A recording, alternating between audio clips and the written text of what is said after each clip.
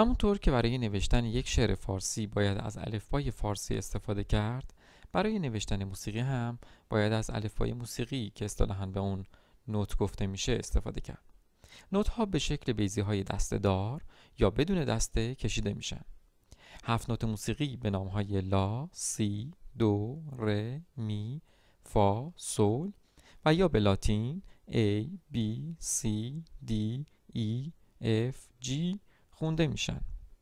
نوت های موسیقی رو یا بین 5 خط موازی نوشته میشن که به این 5 خط خطوط حامل میگن. در ابتدای خطوط حامل علامتی قرار میگیره که به آن کلید گفته میشه. 3 کلید رایج کلیدهای سول، فا، دو هستند. اگر در ابتدای خطوط حامل کلید سول قرار بگیره، بیان میکنه که خط دوم محل نوشته شدن نوت سول خواهد بود. همونطور که مشاهده میکنید، نقطه قرمز رنگ مشخص شده روی کلید بر روی خط دوم قرار داره و به همین ترتیب برای کلید دو، قسمتی از کلید دو که با نقطه قرمز مشخص شده، اگر روی هر کدام از خطوط واقع بشه، آن خط محل نوشته شدن نوت دوه.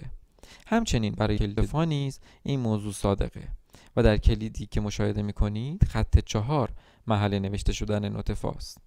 البته برای نوت نویسی بیشتر سازها فقط از کلید سول استفاده میشه.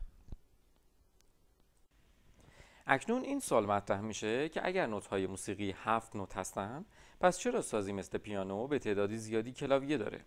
یا سنتور چندین ردیف سیم داره؟ و چرا سازهای زهی مثل تار و گیتار چند سیم و چندین بند یا فرد دارن؟ خب جواب این سوال اینجاست که نوت‌های موسیقی 7 تا 7 تا پشت سر هم به ترتیب تکرار میشن و هر 7 نوت نسبت به 7 نوت قبلی صدای زیرتری داشته، ولی که نسبت به 7 نوت بعدی صدای بمتری خواهد داشت. ما به هر 7 نوت یک اکتاو میگیم و تعداد اکتاو ها که نشان دهنده وسعت صدای یک سازه در سازهای مختلف متفاوته، به طوری که در نی انبان حدود 1 اکتاو، در ویولون حدود 4 اکتاو و در پیانو 7 اکتاو وسعت صدایی وجود داره. نوت‌های موسیقی تابع قوانین فیزیکی هستند و بنابراین در کل دنیا یک اصول کلی و ثابتی رو دنبال میکنن. مثل اینکه نوت سول در کل دنیا یک صدای مشخص و یکسانی داره.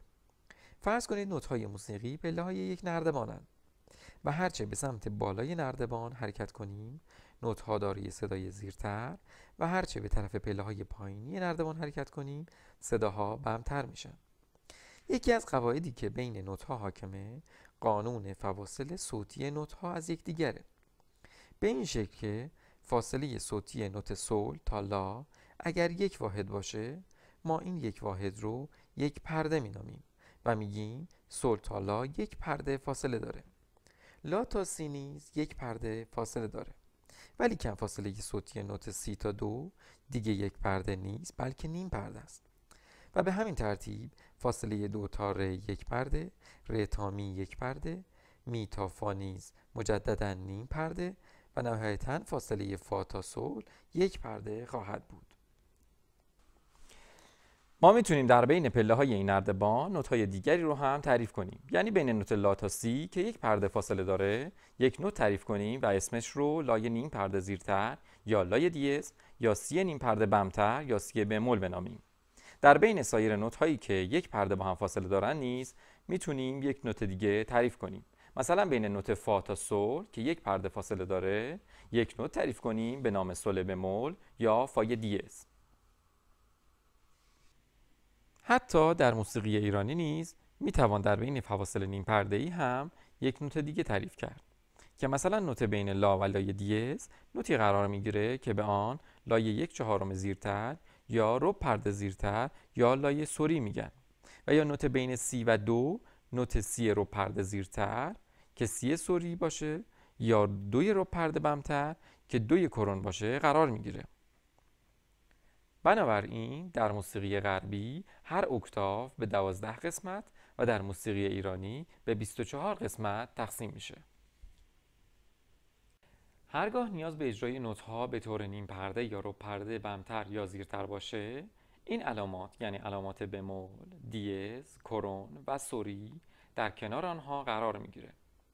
در این تصویر محل نوشتن نوت‌ها روی 5 خط حامل را برای 2 کلید سول و کلید فا مشاهده می‌کنید. برای شروع به نوازندگی باید محل نوت‌ها رو روی خطوط حامل کاملاً به خاطر بسپارید تا بتونید با مشاهده هر نوت نام آن نوت رو بیان کنید. در نوت نویسی برای آنکه بتونن بازه بیشتری از نوت‌ها رو روی 5 خط حامل بنویسند، در بالا و پایین خطوط حامل خطوط کوچکی اضافه می‌کنند و زنجیره نوت‌ها رو تا 3-4 خط بالاتر و پایین‌تر ادامه میدن. برای تمرین بگید که این 4 تا چه نوتایی هستن. اگر درست حدس زده باشید، نوت اول نوت فا، نوت دوم نوت سول، نوت بعدی سی و آخری فاه. پس با توجه به مطالبی که به اختصار گفته شد، شروع کنید به حفظ کردن محل نوت‌ها روی خطوط حامل.